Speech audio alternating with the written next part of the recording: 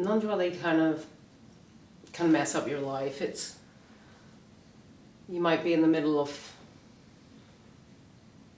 a crisis or lots of problems, and suddenly they all vanish, and there's nothing, and there's everything. There's just peace.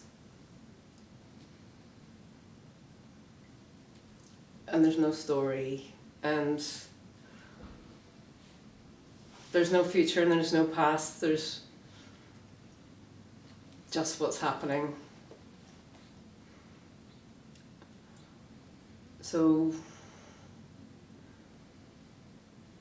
it's the end, really, of a historical self, in a sense, although story's still accessed, life goes on.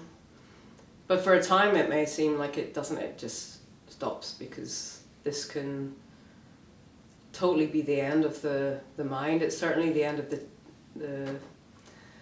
the mind being at the front of experience, the tyranny of the mind, the power of the mind, it kind of collapses. So everything's just simplified, there's just what's happening, and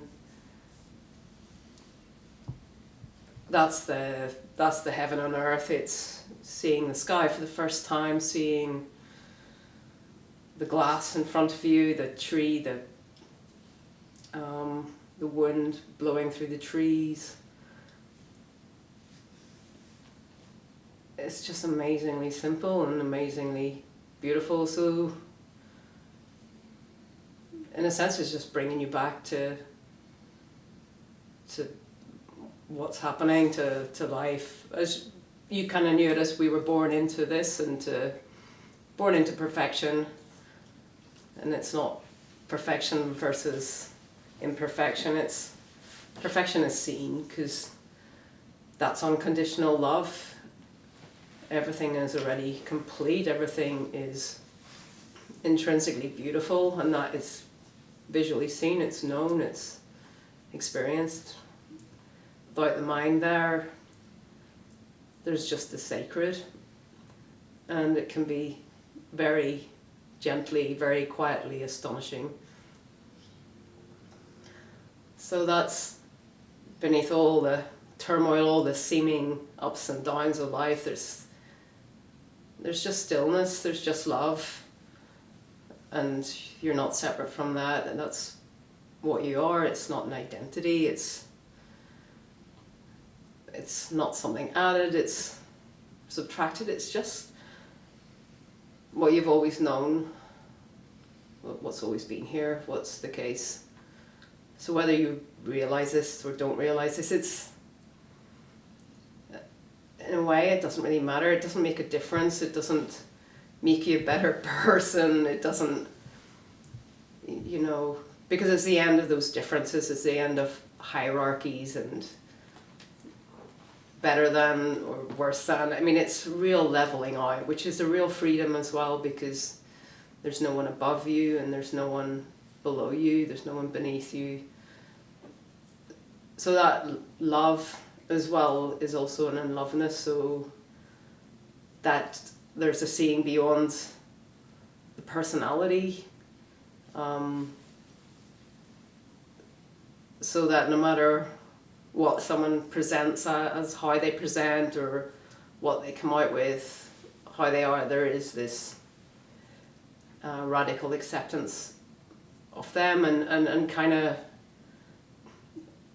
it's okay, however annoying,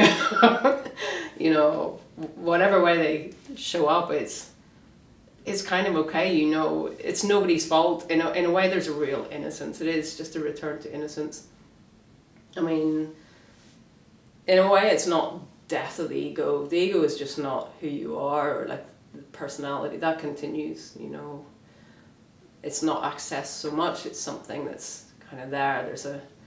We all have some kind of narrative that's there when it's there, not there when it's not there.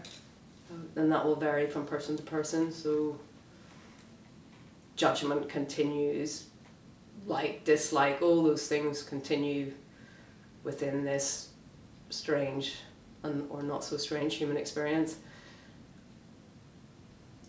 it kind of takes the strangeness out of it because the division is gone, because there is no otherness. So you're the timeless, basically, and that's where life is lived. So there's just the being with another, within which conversation may arise, feelings may arise, and love, hate, everything in between may arise. It doesn't make you into a good person or indeed a bad person. It depends on what's there, in a way. Like, this will manifest in different ways. It might free someone up to actualize all their desires. They may have been held back by certain beliefs about themselves, certain limiting beliefs, and suddenly they shoot up and become very successful, or they may not just give a damn. A lot of cases, all the things that they held dear maybe don't mean so much, so career, all sorts of things like that may not seem to matter so much as sitting on your ass and staring out the window. But there is definitely a falling away of a certain amount of neuroses, which varies from person to person. And there is this acceptance of who you are and what you've been through, and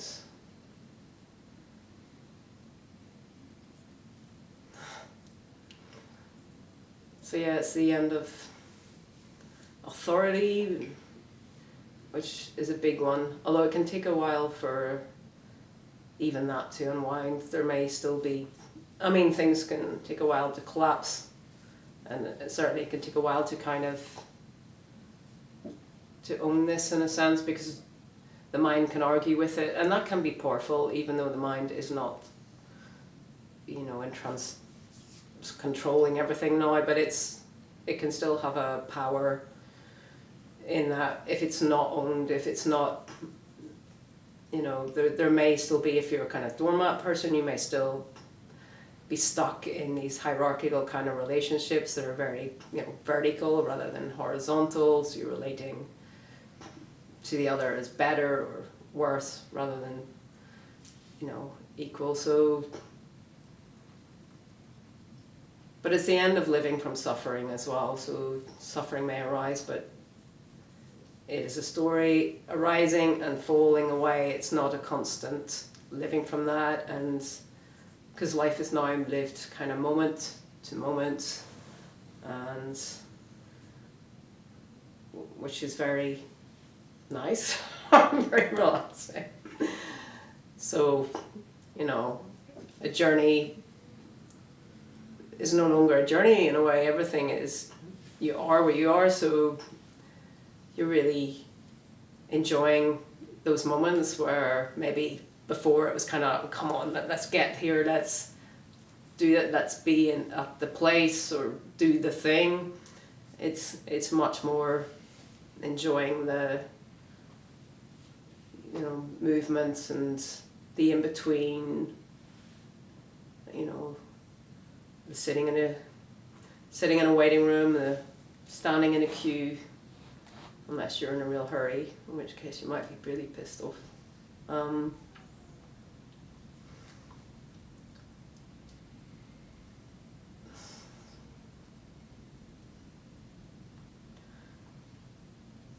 It might be difficult. I think it can be difficult when this happens, maybe when you're quite young and your motivation can be blown by it. It can come back, but maybe depending on what you were aiming for, it might just fall away. But that can also come back, and because it's a chance to start over, it's a chance to, there is an opportunity in this to renegotiate life. No one's doing that, but that's the possibility, that's the grace. This is grace, and the recognition of this is a grace because it is unearned. There's no way of manifesting this. You know, you can kind of contrive conditions to create a glimpse, which is beautiful and can change certain things, but it's, you know, a glimpse is a glimpse, and then life returns to feeling like a person, feeling like you have boundary lines, that you're in here and the world is out there. So there's a freedom in even just the feeling of that, like, because it's a weightlessness, it is an emptiness. But in a sense, it's I always find it easy to talk about the absolute and the relative, even though that's not true exactly, but there is the personal experience that continues. And so when there are problems, it makes sense to resolve them as you normally would, or you may have trauma issues, you may have anything, absolutely anything. And another thing is, you know, over time this can shift and change. It can be deeper, it can be less deep. So there is a kind of level of absorption, because there's very much a kind of merging with what is, you know, because there isn't that boundary. It's not a kind of psychological merging, which sounds quite painful. You know, it's just like a flow state in a sense, but in a flow state, it's always dependent on something, whether you're climbing a rock face or drawing a painting or writing a book. This is just flow, and there's a kind of trust that's there beneath everything else, that somehow this is benign, this whole human thing, whatever it is, whether it ends at death, whether it doesn't, this whole horrendous, terrifying, unpredictable thing called life is actually okay. And so there's a kind of very, very quiet yes to life in this, which is nice. And probably because the fear of death has gone as well, to a certain extent. I'm not saying that couldn't arise, that could arise, it could be if you were facing it, for sure.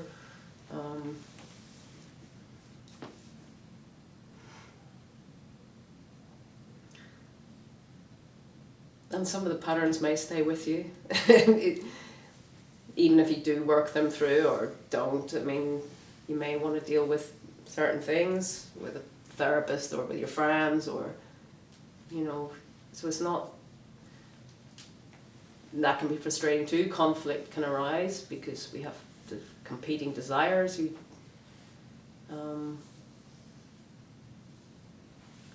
you say a bit more about that? What about conflict? Yeah, competing desires from that perspective. Well, it's just, we want one thing, don't we? We might want two things. They may be incompatible. We might try to work it out in our heads, and it may never work out. You might be caught in a catch-22 situation, which is kind of, maybe even a situation that's kind of beyond your control as well, to a certain extent, you know. There's, you know, anything like that. I mean, you know, it's just the way you experience conflict now. It doesn't change. It's not, there's just no one doing that, but it doesn't mean to say that you won't go through the motions of that. You just won't be probably dwelling on it so much or living from that. But conflict is difficult, as I'm sure you know, because you're human. Why do you ask it? Do you have a conflict? Why are you interested in, or you don't have to say, but are you? Yeah, I think life, yeah, being human is conflictual. That's why I'm here. Okay. Well, it can be really conflictual. It can be, shall I live, shall I die? I mean. Well, I think my experience so far in terms of this process has been one of kind of just a gradual dissolving over time. Okay. So things don't feel as painful as they once did, definitely. So, you know, there's the sense of things being worked through and the quality of life feeling different than maybe it did 20 years ago. Okay.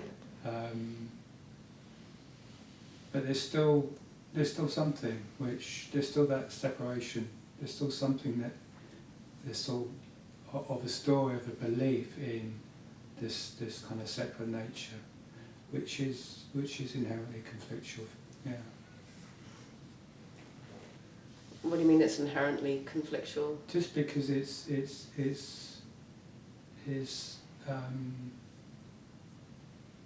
painful. The belief in it is painful, yeah. That's painful. Anyway, I mean, it's difficult. Life is difficult, awake or not awake, as in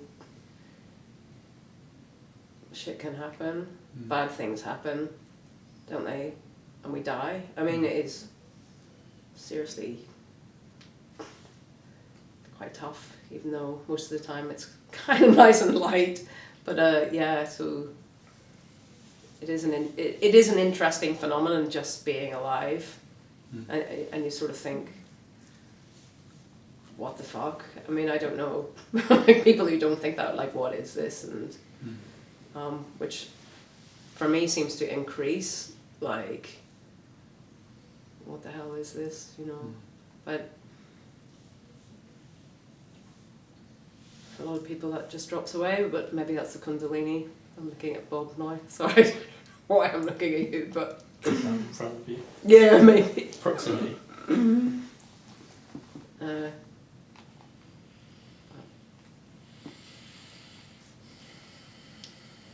Has anybody got any questions?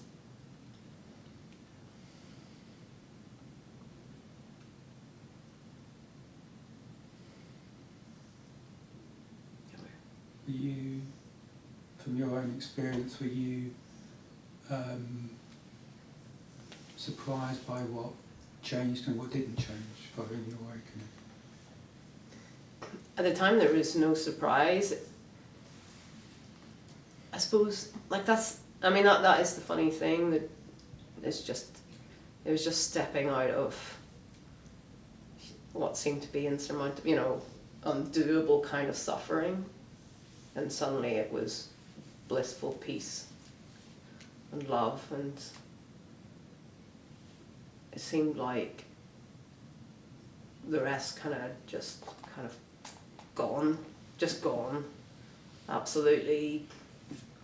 There's no sort of back turning, not even thinking about what the fuck, or isn't this amazing that's just happened, or not even that. It was just the wow of what it is, you know, just walking down the street, going to do something, because I remember at the time I had to do something I really didn't want to do and I was really afraid of doing, and that was gone as well. It was just wow, because just walking down the street was so amazingly absorbing.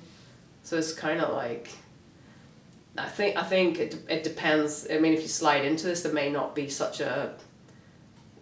seem such a radical shift where that could occur, so there might be more sort of thinking around it, but my mind had blown as well, so there was no way to think about this. There was no feeling apart from the love that was there, and the peace and the stillness that could be seen. And so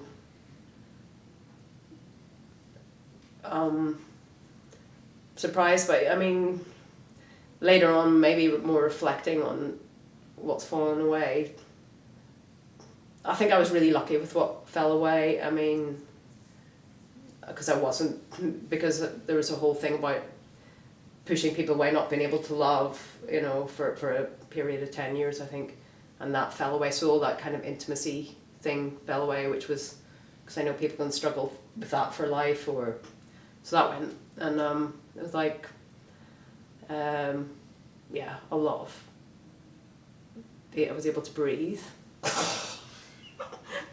Yeah, just being able to take a breath, and the amazement of that, and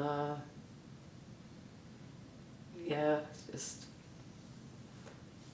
but yeah, patterns continued, as they do for many people for quite a while. Did it take a while for the patterns to sort of maybe kind of come back into view again after that kind of explosion? I mean, I'm just sort of putting words to what you're saying there. I don't think they ever would have come into view if I hadn't had quite strong energetic experiences that really just threw them in my face. Like, it was inescapable. When I sort of experienced other dimensions, it was like my own psychology was playing out in that. So it seemed it could be real, it could be true because it was as real as this, but at the same time, there was so much insight in those that it was also true of my own life, and so the patterns kind of were seen through. I'm not saying everything was resolved, because that's a different thing, isn't it? But yeah, so not every. I mean, I wouldn't know if everything. Maybe there's more stuff. There must be more stuff. We're never like. I mean, we can go backwards. We can go forwards. It's not like, you know. So I don't know what the next thing to see is. Who knows? It's just ongoing. This whole process of just unfolding and greater, increasing kind of awareness. Is anyone melting, by the way? Because it's quite hot. Okay, I'll just turn up down a wee bit because it's melting.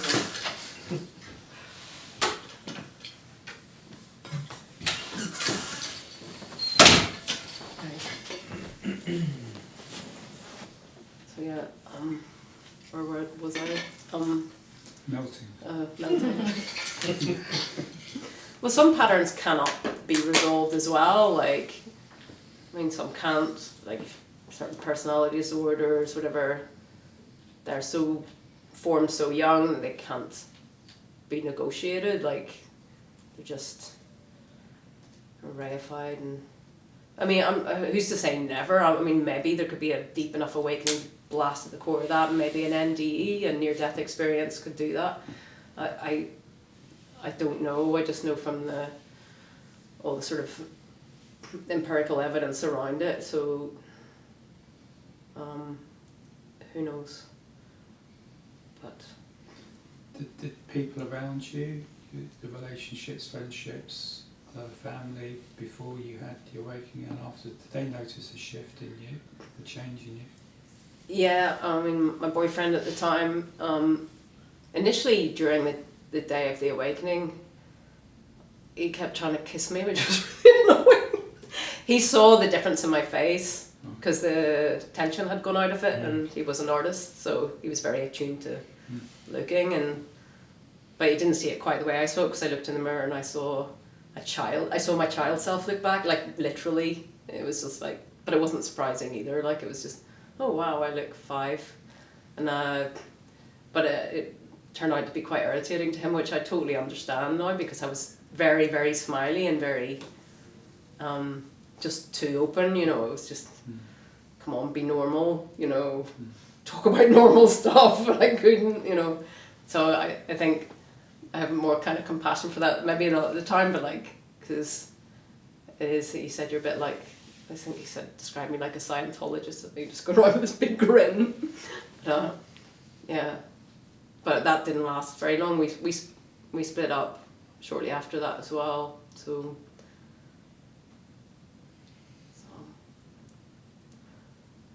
and my family, yeah, they did recognise the difference. My dad commented on it. Were you able to talk about it with them? Or? Yeah, I was. I think my dad's awake. He certainly described. He certainly had glimpses. I did wonder about that, but what?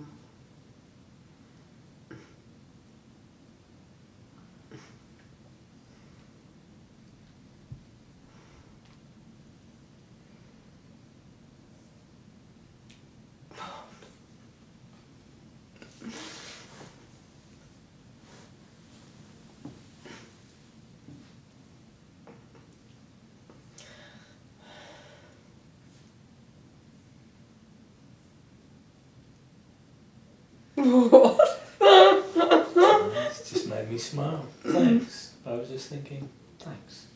All right. Thanks. Yeah. I have a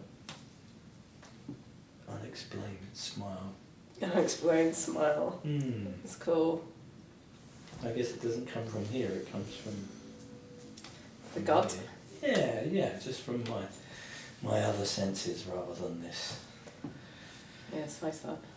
I feel like that. I feel quite. I don't know if I can be bothered talking. I need some questions. I feel like you were almost going to ask something. Me? No, behind the.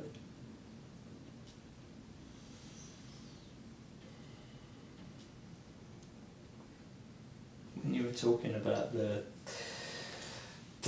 when you mentioned the word suffering, like as an immediate precursor to the shift, and yeah, I don't know, it kind of, yeah, that meant something to me, and I guess I kind of explored what that was, and it feels to me like my own version of that the suffering that I experienced pre-shift was kind of around uncertainty.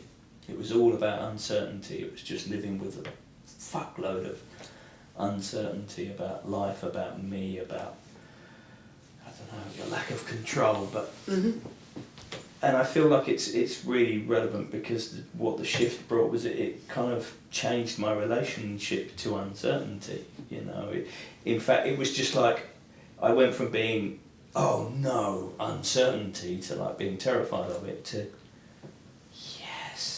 yes to the uncertainty.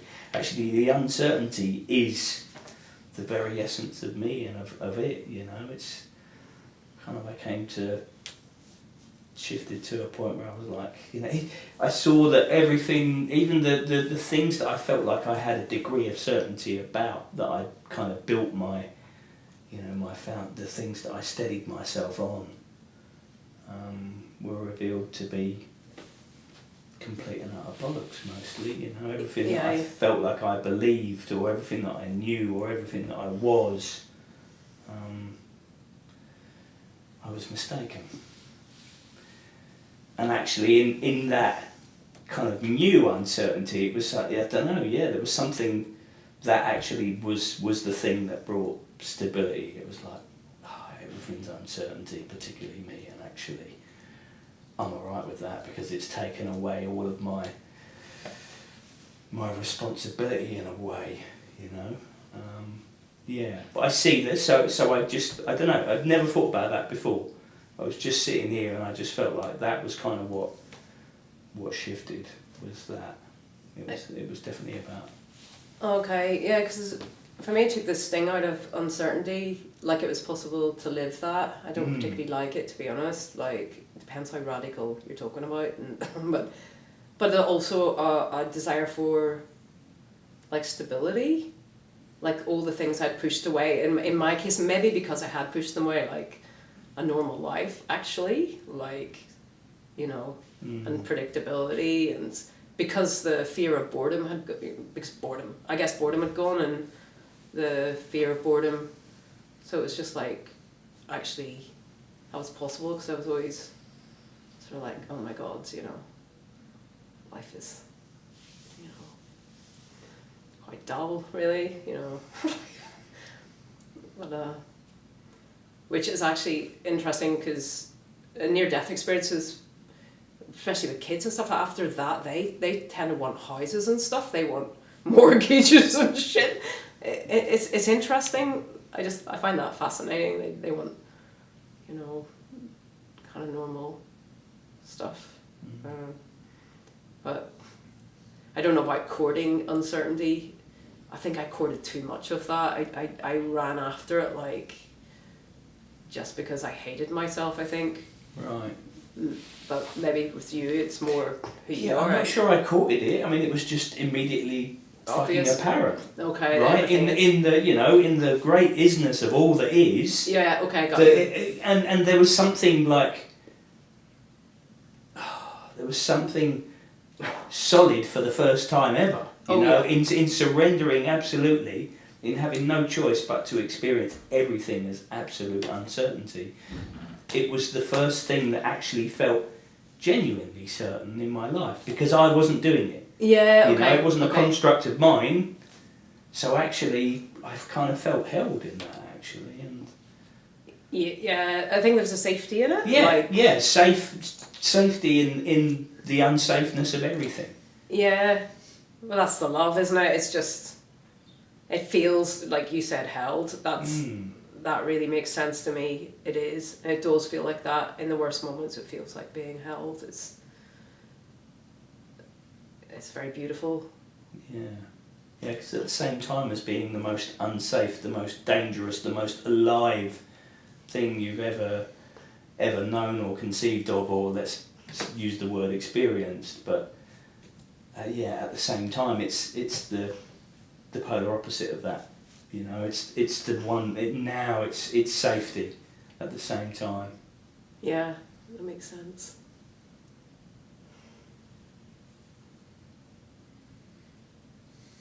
And you're constantly brought back. I mean, because you're living here, aren't you? You know, it's the mind. It's all in the mind, isn't it? That uncertainty, the way it gets you, and the way. I mean, I can still feel it, like in situations that are, you know, maybe pretty horrible, whatever. I can still feel the cortisol in my body, but there's that peace that's there as well, isn't there? Like it's deeply rooted in that, whatever's going on. I'm sure the cortisol's not great for you, but nevertheless, it's still nicer to have love and cortisol at the same time. But it doesn't have the lingering effects, Mm-hmm. you know.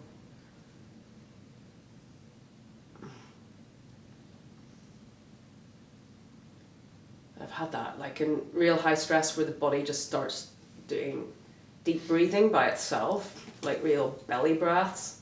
I just feel my heart rate really slow down. But that, I suppose that's more energetic stuff, but like it's got its own kind of way of dealing with the stress, and sometimes the bliss states as well. It also feels like just being, I don't know, do you get bliss states or any of that?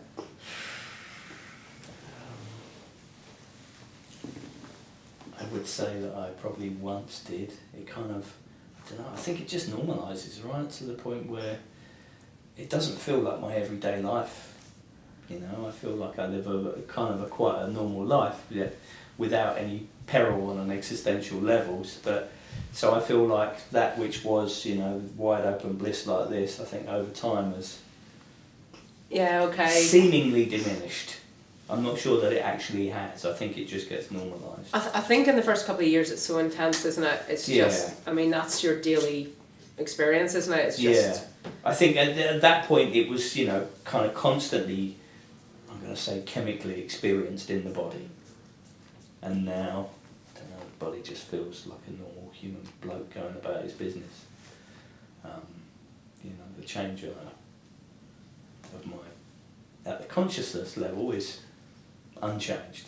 Yeah. But the experience in the body is, I guess it's, you know, I look at things that I could, you know, I know that I could do if I chose to engage in practices, and, you know, if I wanted to do stuff to get this body back feeling that, then I could, but I don't feel inclined to chase it. Just doesn't happen, you know. Well, I think there's a sense of, well, maybe not even novelty, because if it goes on for 2 years, that bliss, which it does in a lot of cases, doesn't it? Mm. There's that, like, but the horror of the human experience is gone, so you're not chasing in the same way. Yeah, and like I said, there's no peril. Yeah, you know? yeah, and it's actually quite interesting. So yeah, everything is kind of a, you know, one raised eyebrow, no matter what the experience is, whether it's pleasure or pain or success or failure. It's mostly I view it the same way, which is not as flat as it sounds. You know, it's I get that.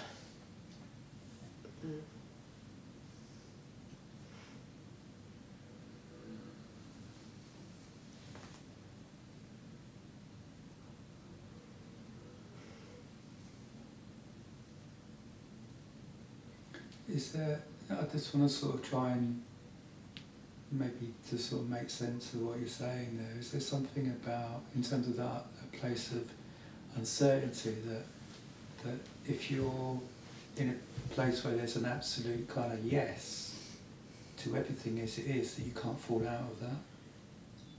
Is that what you mean? Yeah, I mean, if it's a yes to that uncertainty, right? Yeah. Yeah. Then there's kind of nowhere to go from Yeah. that. It's kind of like, you know, change is the only constant, right? It's a paradoxical. Yeah. Still not great to contemplate. I think you can think about things and still have an anxiety in the moment about it, for sure. You know. Yeah. And that's it. And the realization that you can never, very often in life, you can't square the circle on anything. That's a hard one to kind of comprehend as well, isn't it? It's just, it never gives you, the universe, if you like, never gives you exactly what you want. So, No. and it's always kind of seems to be testing us on our limitations, our personal kind of shit that we haven't resolved as well. So that's certainly my experience. Yeah, me too. I got plenty of that. Like, just, yeah, because it doesn't like, before it doesn't teach you how to live, whatever it is your thing, everybody's got their issue, don't they? I mean, maybe somebody doesn't, but... And you could probably choose to go live in a cave and you'd be alright. You'd just be there in the state, you know. Yeah, that's it, like... Yeah. Clearly that's not it. No, and for a while that would have been it. I mean, that would have been what was wanted here, like something like that. I mean, I did think of just like living in the street somewhere in India or something, like just whatever, just. But yeah, I mean, desire arises, doesn't it? And, So you're saying that growth continues in whatever way it continues. I think so, if you're growth orientated, but again, I do wonder if that's got some. I mean, because the awareness seems to become greater and greater, you become aware of more and more, like things come to light, then I suppose things aren't acted out as much. But I certainly recognize from the Kundalini experience, Kundalini awakening, it seems to accelerate that even more than awakening. Awakening never really gave me that. It was more like, I think after the shift, it was more like, kind of who cares? Like, it doesn't matter. I'm just, this is how I am, and it's fine. And the Kundalini is like, wow, this is exciting. I want to, you know, like it much more growth orientated through that, I think, than through anything. But I'm not sure, because a lot of people, well, some people aren't just aren't growth oriented anyway. So if a narcissist, I suppose someone who's narcissistic wakes up, they probably will in their sort of worldview, I suppose they do become more growth oriented, as in I can exploit more people, or I can, you know, like, or you know, there may be less inhibition around instrumentalizing resources, and like, I suppose that's a different kind of growth as well, just instrumentalization versus personal growth in terms of psychological health and balance. But as you were saying earlier about patterns, you still have to live life in the everyday. Mm-hmm. And you still have to integrate that and get on with the everyday. Yeah, but again, I suppose there has to be desire for that. So there may not be. You might wake up and not really just not care, like I didn't, and not even reckon that, because if there's repression there, then you're not even going to realize that there is a pattern, and somebody may point it out to you. Your therapist may try to point it out to you, and you'd be like, not hearing it, just not hearing it, not seeing it. Like, you know, like that stuff lives when it lives. You see it when you see it. You can't make someone see what they're doing, because repression's weird, because you see it the whole time, but you don't know it. It's not felt, it's not here, it's just here. Like, it's, you know, so it doesn't make you wake up from that. Like, it doesn't necessarily. It might trigger something. I mean, it depends. But you can just drift on and just So are you saying that at that point you were just lethargic, you didn't give a shit about anything? Definitely not lethargic, huge energy, but a very subtle energy, like, didn't give a shit. I was, so, not like that, so it was more like in love with everything, but just How do you function in that state? very slowly, Okay.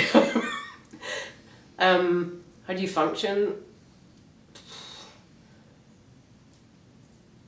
I mean, people mostly just get on with what they have to get on with. So if they've got bills to pay, they've got kids to look after, they just go on, and that seems to continue. With me, everything was slowed down, like sort of walking in the air and sitting. Yeah, no sense of time. I suppose that just. I don't know. I don't know. I don't think I would have coped with too much, to be honest, like, because there was no desire to do anything except just be in this absorption because it was so. So were you always like introspecting or what? There was nothing to introspect. There was no internal life whatsoever. So there was no thinking. There was no reflection. There was just the beauty of every moment. Like even cooking, I remember looking at the pot and the stove and like just the absolute stillness in that, and like the clarity and the perfect, so everything, just the absorption into what I was doing, like. So what was your experience of time at that point? No time, just timeless, just, everything is just kind of happening. So there's no, there's just the psychological self, which is the main kind of sort of way of navigating that, was just totally collapsed. So, it wasn't like I could say like 10 years have passed in a day or something, like it wasn't quite like that, but just, yeah, timeless, just. And do you still get that intensity now?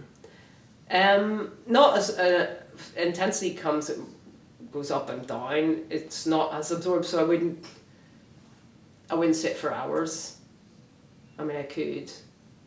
If I step back into it, if I sit in the park, I will start to drop and I will feel myself drop. So I don't know, I haven't done it, but then I suppose I haven't done it for long. Like, so if I sit on a bench, I tend to do it for 40 minutes or something, and then go to do the thing I have to do. And, So are you becoming more skilled then, would you say? skilled in what, life? And skilled in that feeling and bringing it on, letting it go, turning it up, turning it down? No, because it just seems to happen automatically, like. It just. I think I mentioned this before. Like, if you pause in life, it seems to be a dropping into this. At any time there's a natural pause, it seems to go deeper. Yeah, I think I'm linking that back to my question about growth. Mm-hmm. Because I have this assumption that as people grow, they become more skilled in certain things. Like what? More adept, things become more second nature, but maybe second nature is not even a concept in where you're coming from. Maybe less skilled? I don't know. Okay, that's a good answer. Less, in a way, maybe, like, because not trying to think ahead, like, there's none of that, like, so it's more organic living, so maybe, actually, paradoxically, the opposite. Less given a damn in certain ways as well, like of results and things and achievements and stuff, which before it'd be like, oh, I've got to do well in this, some of which I might regret now, but anyway, just not really, doesn't really matter, like, it's not like, who cares, just, not trying to prove myself. Maybe in some ways I was I don't know, probably not. well, certainly much less of that, if there was any, I don't know, but, you know, and just, yeah, because it's all, because the fulfillment's there's nothing, that wouldn't add anything anyway, like it wouldn't feed anything in the same way as before it would. It'd be like, oh, look at me, or, you know, not saying you can't get a bit excited when something good happens, because I can, but it's not the same kind of real sort of puffed up.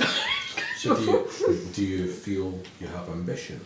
I do, yeah. Okay. I do now. I think I do, like whether I'm capable of it, I don't know. But because I was so, because my whole life was just such a mess, really. Like, I sort of think, yeah, I kind of know, I have a, you know, I know kind of what I want, ish.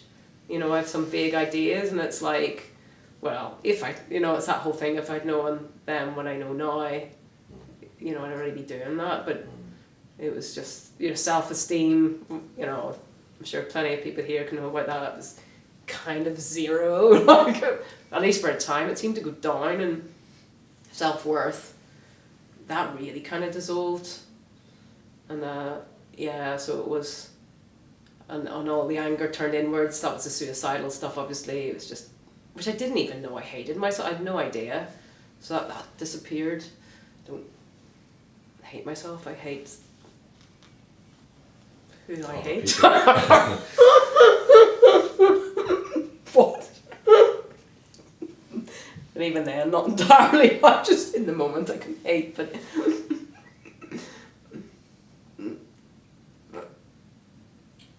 yeah. But yeah, the same problems haunt me. Like, there's certain things I'm not very good at doing life in certain ways. You know, I do struggle. I'm not very good at practical stuff. I'm really not. And it's like, well, maybe I'll always be shit at that. I don't know. And this hasn't helped. This does not help. It really doesn't. It's like the sort of left side of my brain, or all that sort of practical stuff seems to have, yeah, not so good. You mentioned in the last session, on the online session, that you chose to train to be a therapist after the awakening. Could you say something about your motivations for that? I'm just sort of thinking about, for myself, one of my main motivations in becoming a therapist was to get a greater understanding of my own suffering. But I'm wondering if that was very different for you, given what you're saying. Well, to be honest, when I started, I didn't know whether I'd finish. Like, I really didn't. And I didn't really know why I was doing it. Only I'd had that interest. I'd been reading a lot of that kind of stuff for many years. And also, I remember looking at the course content. And for the first time in my life, you know, looking at it, it just looks impossible. But I remember the first time in my life looking at it, and I go, well, other people have done it, it must be possible. So I don't know. Did I want to be a therapist? I don't know. I thought it might be, I don't know. Well, I don't know. I was just thinking ahead the six months. I thought, let's try it, see what happens. Yeah, well, I don't regret it. Like, I was on the cusp of regretting it. Like, it was really tough. I think that's a given, isn't it? It is really tough. I wouldn't want to do it again, man. And sorry.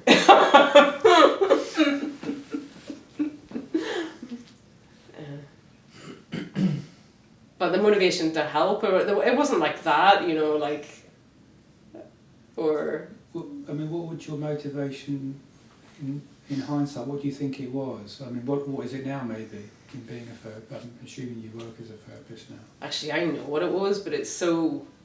I don't even know if I want to fess up to it, so I don't know if I will. Yeah, no, I personal reasons as well. Like, there's lots of different... Oh, here we go, someone. Here.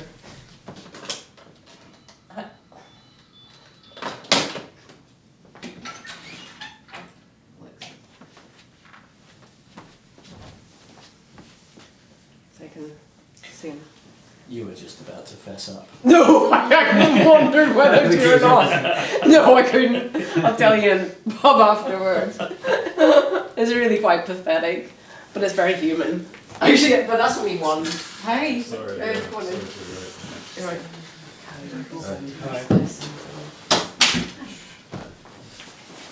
Yeah. I'm trying to think what's. Sounds like the kind of thing you should open the meeting with.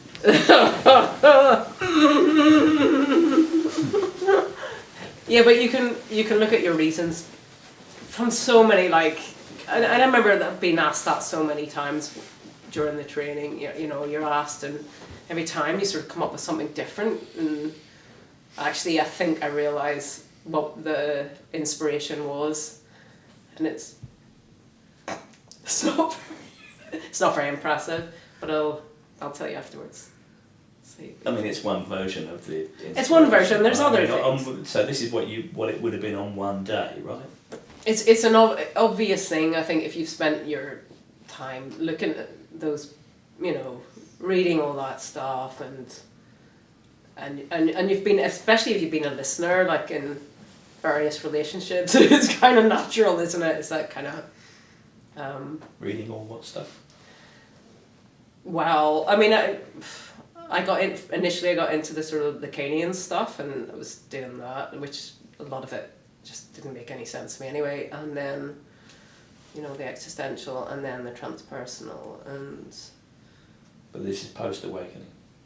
No, pre-awakening. I was reading all that. And, Okay. just figure myself out to Yeah, figure out. yeah. Also, reading all the wrong people at the wrong time to try to understand what was going on. Like when there was narcissistic abuse, I was reading R.D. Laing, and it didn't really help. But in a way.